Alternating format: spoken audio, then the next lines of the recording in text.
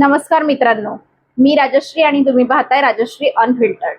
आज आपण एका अशा विषयावर बोलणार आहोत जो ऐकल्यानंतर तुम्हाला प्रश्न पडेल की आपण लोकशाहीत राहतोय की नियमांच्या हुकुमशाहीत। महाराष्ट्र सरकारने एक असा ऐतिहासिक निर्णय घेतलाय ज्याने गुणवत्ता म्हणजे मेरिट शब्दाचा अर्थच बदलून टाकलाय।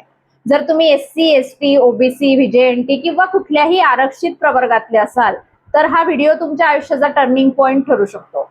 कारण आता तुम्ही कितीही हुशार असाल तरी तुमचे पंख कापण्याची पूर्ण तयारी सिस्टीमने केली आहे।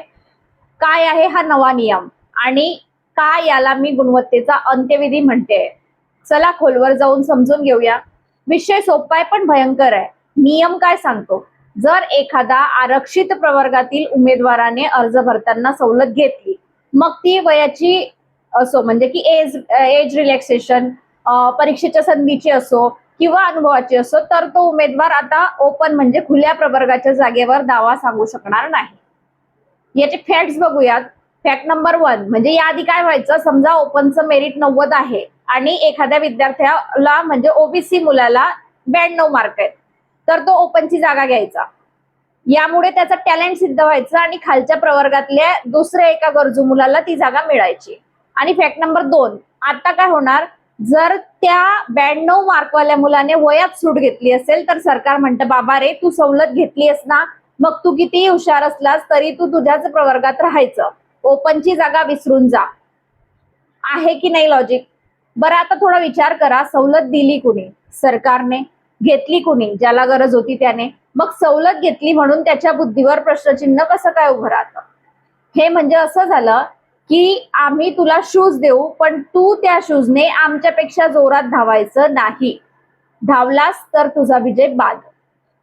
अरे साहेब, त्याने वयाची सवलत घेऊन फॉर्म भरला पण पेपर तर त्याच बुद्धीने लिहिला ना ज्या बुद्धीने ओपनचा मुलगा लिहितोय। मग मार्क जास्त पडल्यावर तो अपात्र कसा ठरतो? जर सवलत घेतल्यावर टॅलेंट बाद होत असेल तर सवलत देताच कशाला? थेट सांगा ना की आम्हाला हुशार मुलं नकोत, आम्हाला फक्त हो ला हो म्हणणारे, नियम पाडणारे रोबोट हवेत। आता सर्वात मोठा विनोद म्हणजे काय, ओपन कॅटेगरी जो सर्वांसाठी खुला नाही त्याला खुला प्रवर्ग म्हणायचं कोणत्या आधारावर? याचं नाव बदलून आता प्रायव्हेट लिमिटेड कॅटेगरी करून टाका। कारण आता हा प्रवर्ग गुणवत्तेसाठी नाही तर ठराविक तांत्रिक निकषांसाठी आरक्षित झालाय। जर जास्त मार्क मिळवणारा मुलगा त्याच्या स्वतःच्या हक्काच्या जनरल मेरिट मध्ये जाऊ शकत नसेल तर ती स्पर्धा कसली? यामुळे काय होईल माहितीये, आरक्षित प्रवर्गातील मुलं आपापसातच भांडत बसतील आणि ओपनच्या जागा केवळ सवलत न घेणाऱ्यांसाठी सुरक्षित राहतील। ही गुणवत्तेची मस्करी नाही तर काय आहे? यामुळे ओपन प्रवर्गाचं मेरिट कमी लागेल आणि आरक्षित प्रवर्गाचं जास्त लागेल अशी वेळ तुम्ही आणताय। आता सर्वात जहाल प्रश्न, हे नियम फक्त आमच्याच पोरांना का? हाच नियम राजकारणात लावा ना। एखादा नेता आरक्षित जागेवरून निवडून आला की त्याला आयुष्यभर ओपन जागेवर उभं राहायला बंदी घाला। तिथे कशाला हवी तुम्हाला ओपनची सीट? पण नाही, तिथे मात्र तुम्ही सवलती पण घेणार आणि नंतर ओपन जागेवर घेऊन मिरवणार सुद्धा। तिथे वयाची अट नाही, तिथे शिक्षणाची अट नाही, तिथे सवलतींचा ढिगारा आहे।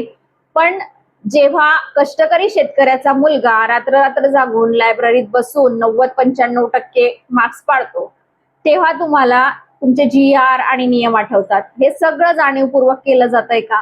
स्पर्धा परीक्षेतून ग्रामीण आणि मागास भागातील मुलांचा टक्का कमी करण्यासाठी हे रचलेलं चक्रव्यूह आहे का? असा प्रश्न आज प्रत्येक विद्यार्थी विचारतोय। या निर्णयामुळे नुकसान कोणाचं होणार आहे? त्या मुलाचं जो दिवसरात्र एक करतोय, त्या बापाचं ज्याने पोटाला चिमटा काढून मुलाला पुण्या मुंबईला अभ्यासाला पाठवलंय। तुम्ही एका निर्णयाने त्यांचे स्वप्न धुळीला मिळवलंय। जर टॅलेंटला किंमत नसेल तर MPSC UPSC कशासाठी करायची? त्यापेक्षा सरकारने सरळ सांगून टाकावं की आम्ही मेरिट नाही तर फक्त फॉर्म बघून नोकऱ्या देणार आहोत। मित्रांनो, हा विषय केवळ एका प्रवर्गाचा नाहीये, हा आपल्या गुणवत्तेचा सन्मान वाचवण्याचा विषय आहे। जर आज आपण बोललो नाही तर उद्या अजून एखादा नवीन नियम येईल आणि तुमचं करिअर संपवून टाकेल। या निर्णयावर तुमचं मत काय? सरकारला तुम्ही काय सांगाल? खाली कमेंटमध्ये तुमच्या भावना व्यक्त करा। हा व्हिडिओ जास्तीत जास्त शेअर करा जेणेकरून विद्यार्थ्यांपर्यंत पोहोचावा। कारण आता नाही तर कधीच नाही. जय महाराष्ट्र.